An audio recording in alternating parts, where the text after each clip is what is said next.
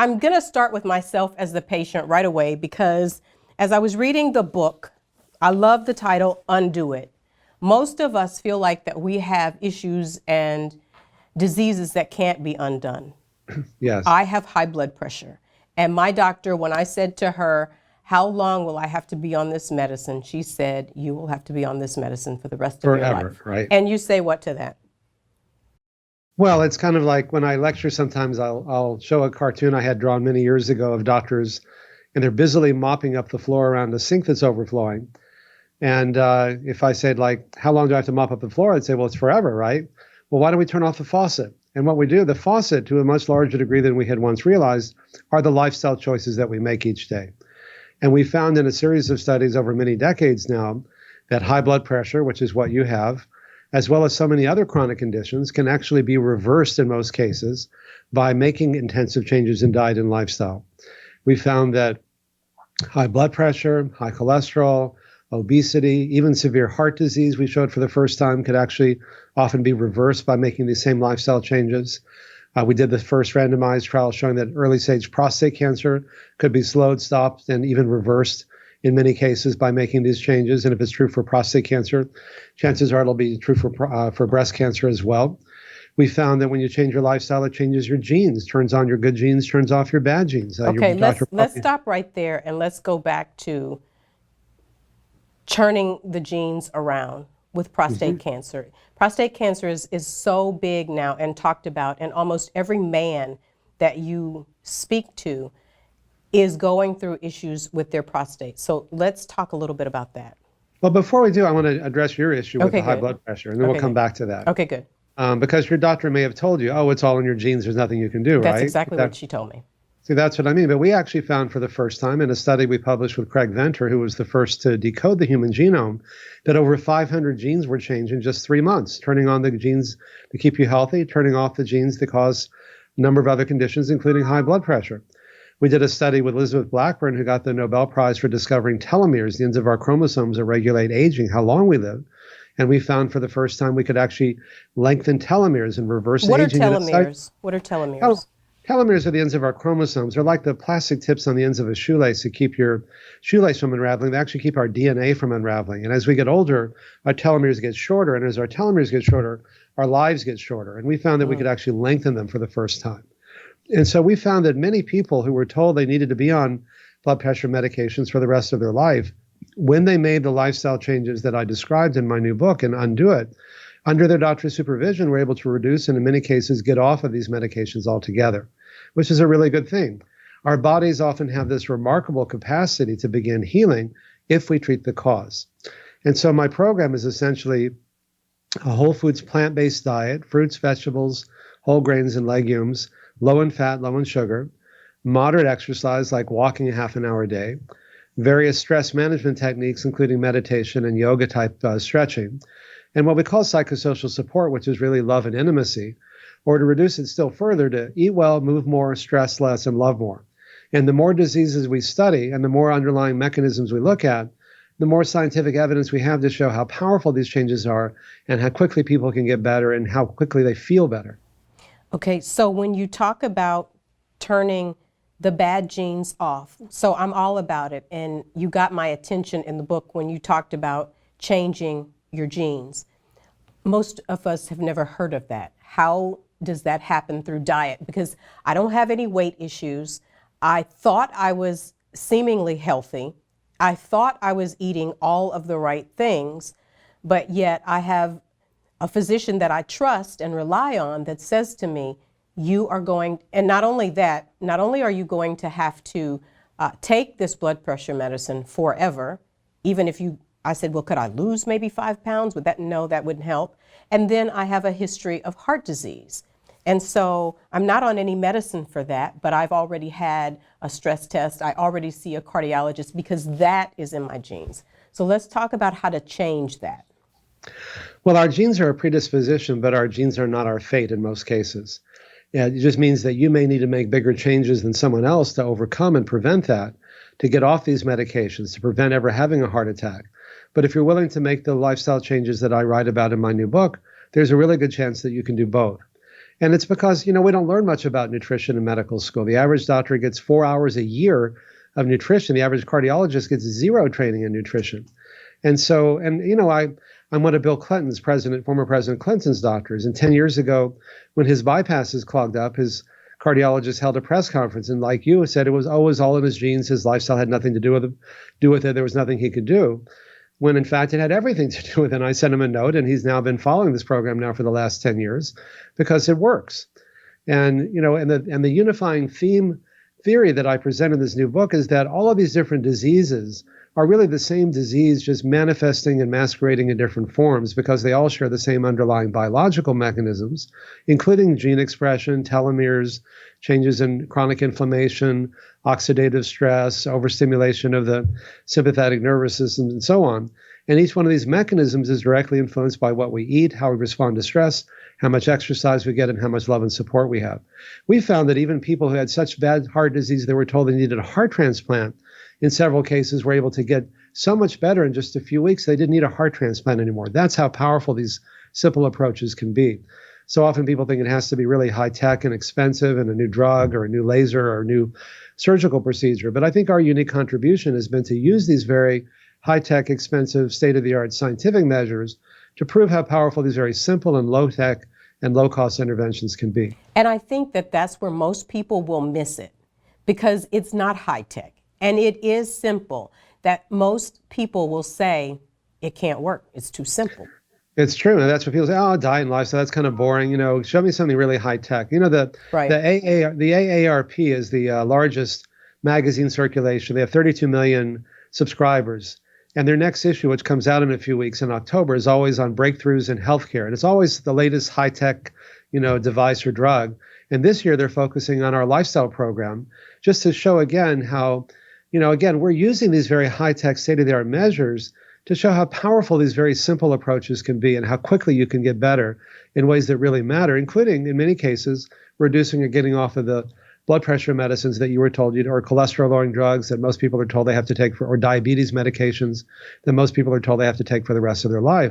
And getting off these medications makes you feel like you're actually getting better. It's very empowering, not to blame, but to empower. If it's all in your genes, then, I told President Clinton, I said, look, if it were all in your genes, you'd be a victim, and you're not a victim. You're one of the most powerful guys in the world.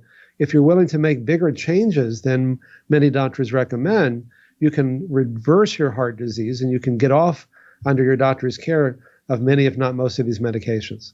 And I think that, and you write about this and talk about this as well, is that after all of these procedures are done, most patients go back and do what they've always done. So it doesn't really fix the problem.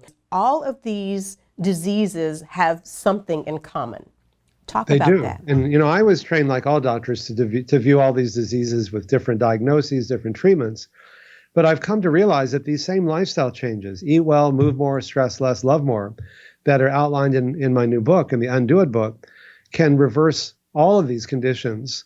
And that's like, well, how can that be? And it's because they all share the same underlying biological mechanisms, which in turn are directly influenced by what we eat, how we respond to stress, how much exercise we get, and how much love and support we have. And the more diseases we study and the more mechanisms we look at, the more scientific evidence we have to prove that's true. In fact, Medicare spent 16 years reviewing our work and created a new benefit category. So they're now paying for my program to reverse heart disease in hospitals and clinics and physician groups around the country.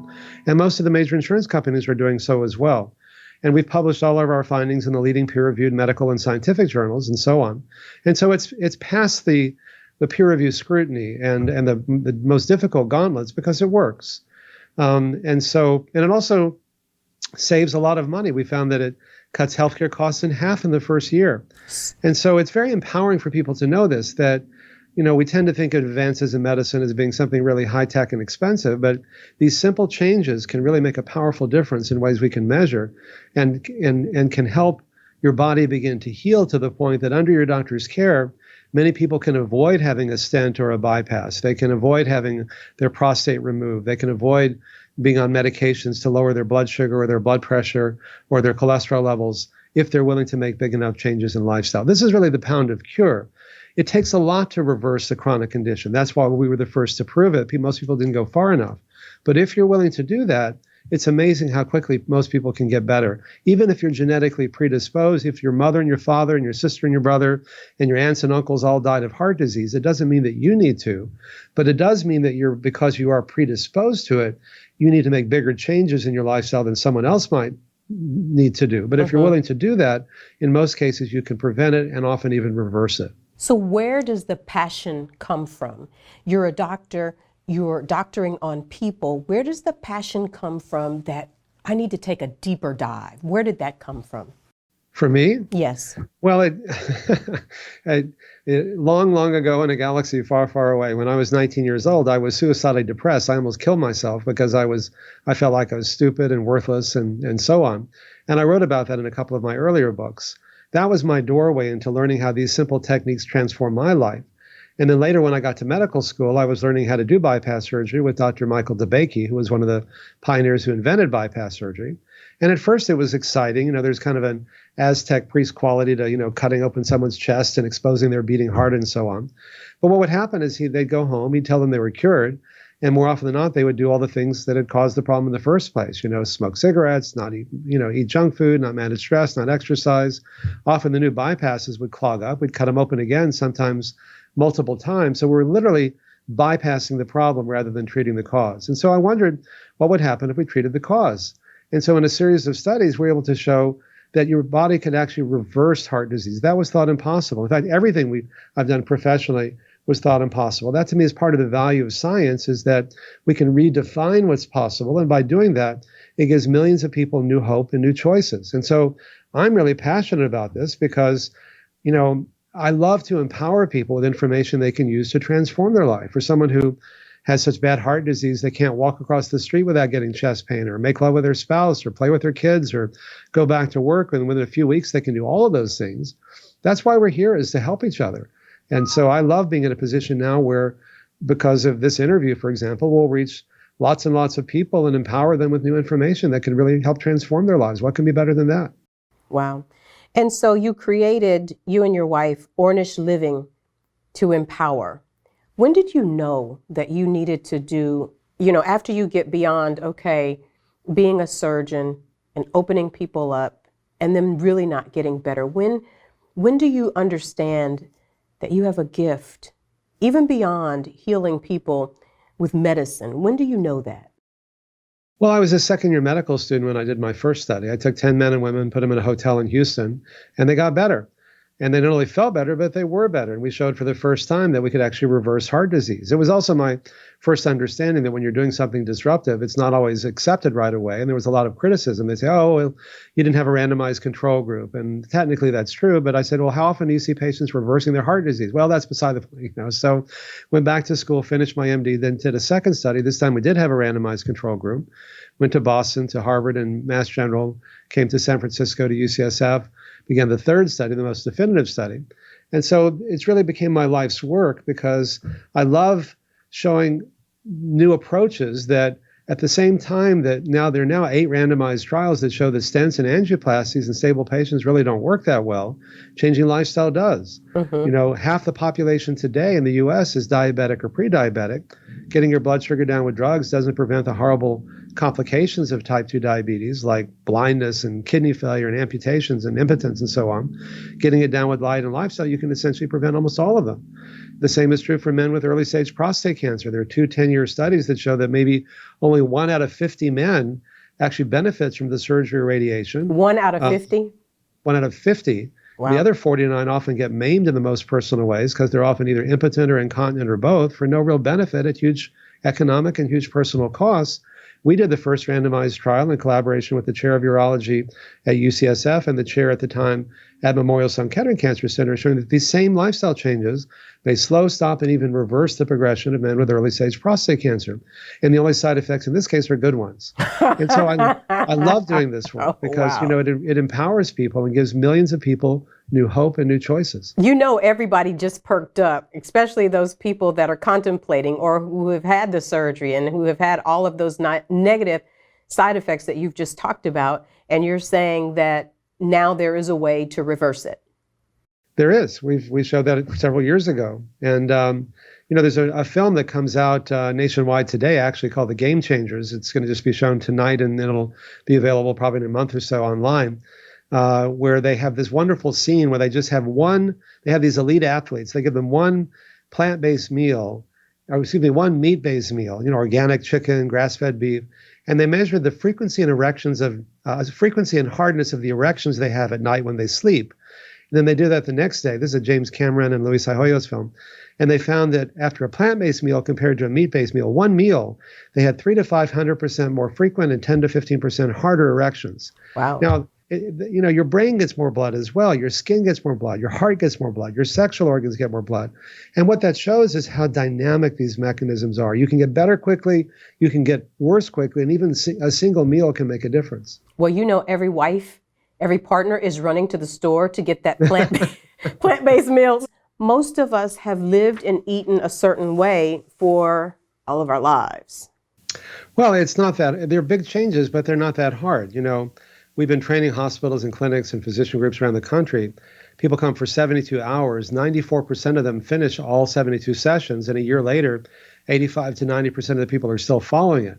And the reason they do is that, there's no point in giving up something that you enjoy unless you get something back that's better and quickly. Right. And because these biological mechanisms are so dynamic, when you make changes, not only in your diet, but eat well, move more, stress less, love more, all at the same time, most people feel so much better so quickly in ways that really matter to them that it reframes the reason for making these changes from fear of dying to joy and pleasure and love and feeling good, which is ultimately what makes them sustainable. And so I want to talk about all the billion-dollar diet industry. Everybody goes back to Atkins. Atkins said, no carbs, meat, and vegetables. Then you've got the keto diet, which is sort of similar to that. What do you say to people? And those are just a few. Then you've got the paleo, and you've got the South Beach, and there are millions. Well, the Atkins and paleo and keto diet are essentially the same diet. And I debated Dr. Atkins many times before he died. They said he slipped on ice and hit his head, but his autopsy, which was published, showed that he actually had massive heart failure when he died. He slipped not because he didn't die because he slipped. He died because he had massive heart failure, and that caused him to slip. And so the problem with all these diets is that they're based on a half-truth, which is that most Americans eat too many refined carbs, too much sugar and white flour and white rice and so on. And when you get a lot of simple carbs, they cause your blood sugar to surge. Your pancreas makes insulin to bring it back down, but the insulin causes chronic inflammation and other things that lead to so many of these chronic diseases. And so the goal, we both agree that most people get too many simple carbs, but it's what you replace them with. Instead of replacing them as the Atkins or paleo or keto diet, people would say with, grass-fed beef and pork rinds and bacon and sausage and things like that, which are not health foods, is to replace them with good carbs, fruits, vegetables, whole grains, legumes, as they come in nature. Will fill you up before you get too many calories and have hundreds of thousands of substances that have anti-cancer, anti-heart disease, and anti-aging properties. And if you look at the arteries of what they look like on different diets, on a whole foods plant-based diet, like I recommend, they're open, they're clean, the blood's flowing normally. If on a keto or paleo or Atkins diet, they're severely clogged. Even if they may lose weight, they're mortgaging their health in the process. Wow. Okay, so tell me about the 72 hours and people coming in and changing their lives, beginning the lifestyle change. Well, if people go to our website, which is ornish.com, ornish.com, it lists the hospitals and clinics and physician groups that we've trained and certified in our program that Medicare and most insurance companies are now paying for. And they come twice a week for 4 hours a week. ShareCare I've been partnering with them to do it. And they get an hour of exercise, an hour of meditation and stress management, an hour of a support group, and an hour of a group meal with a lecture. And they do that twice a week for 9 weeks. And then they continue to meet virtually after that. And it works really well. We're now doing the first randomized trial to see whether these same lifestyle changes may even reverse the progression of early stage Alzheimer's disease, which shares a lot of these same mechanisms. And so we'll know more about a year from now about that. But the more diseases we study and the more evidence we collect, the more science we have to show how powerful these simple changes are and how quickly people can get better in ways that we can measure. And in many cases, as we talked about earlier, under your doctor's care, to be able to reduce or get off these medications that they were told they might have to take for the rest of their lives. Right. And so speaking of Alzheimer's, It's no secret that Dr. Oz has come out and said that his mother has Alzheimer's, and he said he can't believe that he missed the signs. What should we all know about Alzheimer's and early detection? When I was at Harvard, the chief of neurology there, Marty Samuels, called it normalizing the patient. That if you're a doctor, you don't want to see the early signs in a disease that you feel like you can't do anything about. And I'm sure that was true with Dr. Oz. And I saw Dr. Oz just a few days ago. We talked about this. But that's why there are no highly effective drugs for either treating or for preventing Alzheimer's. And as the population ages, it becomes an increasingly big problem. And it's almost $1 trillion a year already. Now, if our study is successful, as I hope it will be, and if we can show that we can actually reverse it, then we'll be able to show we can prevent it.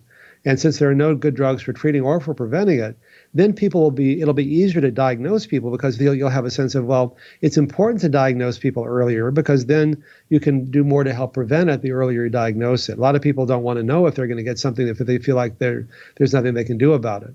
And so I'm hopeful, we don't know yet whether we'll be able to reverse it, but if we can show that, which I'm hopeful that we can, it'll really give many people that much more hope and choices than they currently have. So let's talk about the love piece, more love. Well, study after study have shown, the Love More chapter is my favorite chapter in the book, because study after study have shown that people who are lonely and depressed and isolated, which I think is the real epidemic in our culture, are 3 to 10 times more likely to get sick and die prematurely than those who have a sense of love and connection and community. And I don't know anything in medicine that has that big an impact. And I think it's in part because we've had a radical shift in our culture, in our society in the last 50 years, with the breakdown of the social networks that used to give people a sense of love and connection and community. 50 years ago, most people had an extended family they saw regularly. They had a neighborhood with 2 or 3 generations of people they saw regularly. They had a job that felt secure. They'd been out for 10 years or more and got to know their coworkers. They had a church or a synagogue or a mosque or a club that they went to regularly. And many people today don't have any of those. And we pay a price for that. And the price we pay is that when you grow up in a neighborhood with 2 or 3 generations of people, or you see an extended family regularly, they know you. They don't just know your Facebook profile or your bio sketch. They know all of you. They know your dark side. They know where your kid, when you got busted, or your kids on drugs, or whatever it happens to be. But when you post something on Facebook, I think the fact that Facebook has 2.5 billion people just shows how people are hungry for that sense of connection.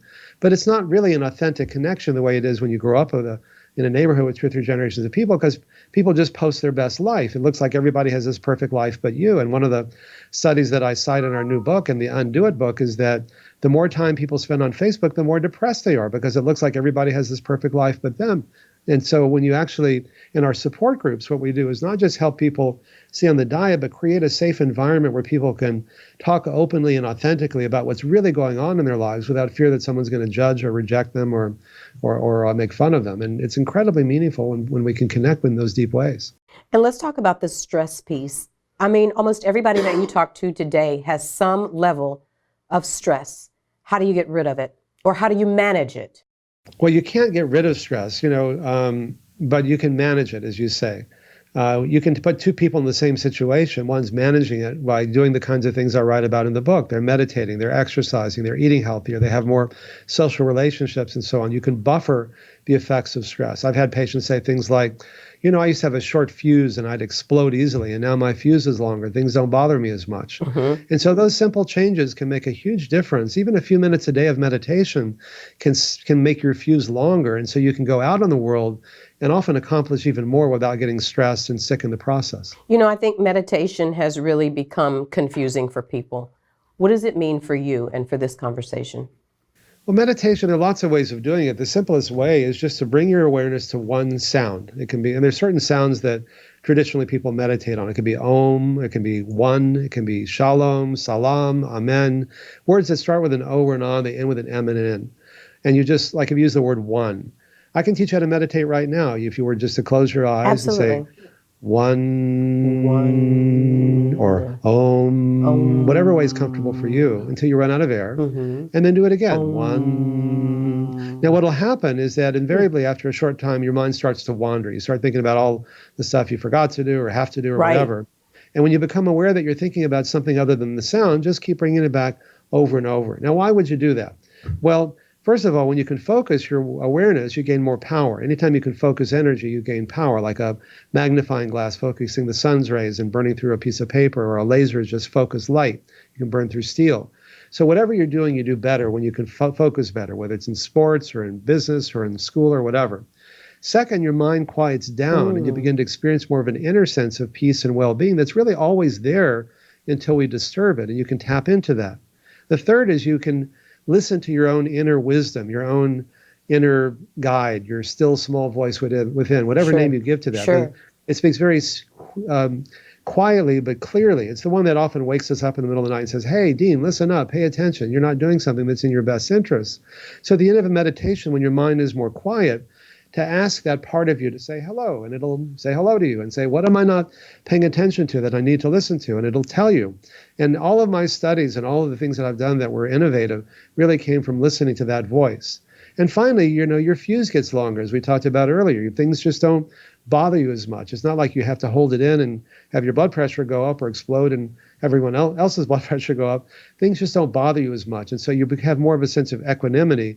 And so you can accomplish even more without getting stressed and sick in the process. Wow. It is an amazing book backed by research after research and study after study.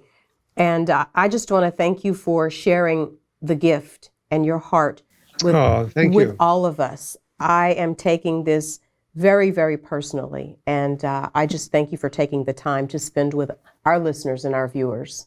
It's my great pleasure. The book's called Undo It, and if I can be of any help to you in the future, just get in touch with me. It'd be my pleasure.